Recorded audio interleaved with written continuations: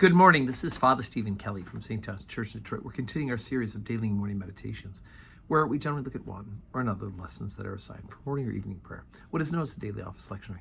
Today for Thursday, let's take a look at the first lesson that's assigned for morning prayer. We haven't really jumped into this book too much, but it's the book of Judges. Remember that the book of Judges, before there were kings in Israel, we had judges, and the judges were individuals who were set in authority over the people of Israel to judge between good and bad.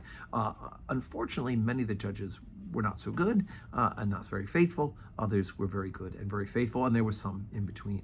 The person we make a mention of today, the judge, is one who's pretty well known because of a Bible society that has been named in his honor, and you'll recognize that name pretty close to the beginning of today's lesson.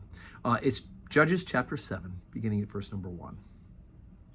Then Jerubbaal, who is Gideon, and all the people that were with him rose up early and pitched beside the well of Harod, so that the hosts of the Midianites were on the north side of them, by the hill of Moreh in the valley.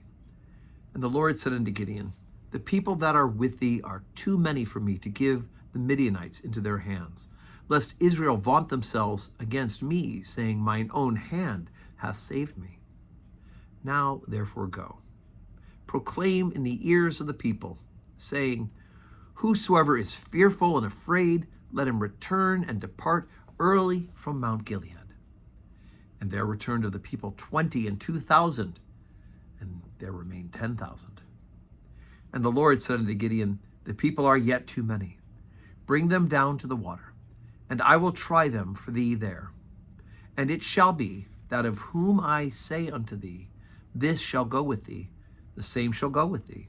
And of whomsoever I say unto thee, this shall not go with thee, the same shall not go. So he brought down the people unto the water, and the Lord said unto Gideon, every one that lappeth of the water with his tongue, as a dog lappeth, him shalt thou set by himself. Likewise, every one that boweth down upon his knees to drink. And the number of them that lapped, putting their hand to their mouth, were 300 men.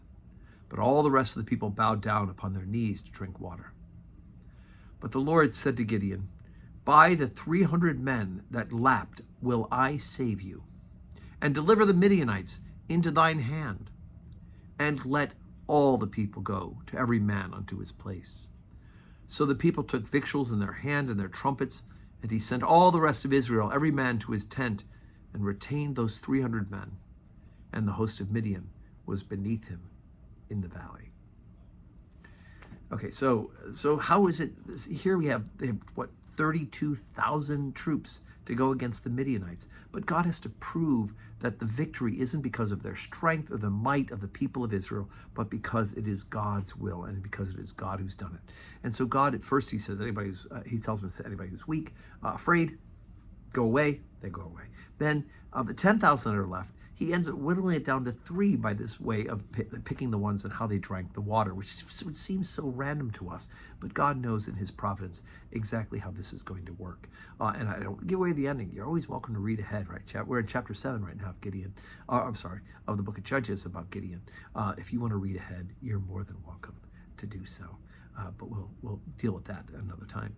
So today is Thursday, which means we have 9 a.m. Holy Communion at St. John's. Now, we don't have evening prayer scheduled publicly because we have a concert here today at 3 o'clock. The United States Air Force Band and the Singing Sergeants will be here at 3 o'clock for a concert. So you are welcome to come. USAirForceBand.org is their website. Free tickets. The tickets are free, but they do ask that you sign up online to do that. And so that is today at 3 o'clock. So it'll go into our evening prayer hour. We'll have to pray it on our own without the live stream. But we are here at 9 o'clock. Come and join us for Holy Communion or watch us online. And may God give you a Thursday that's full of blessings.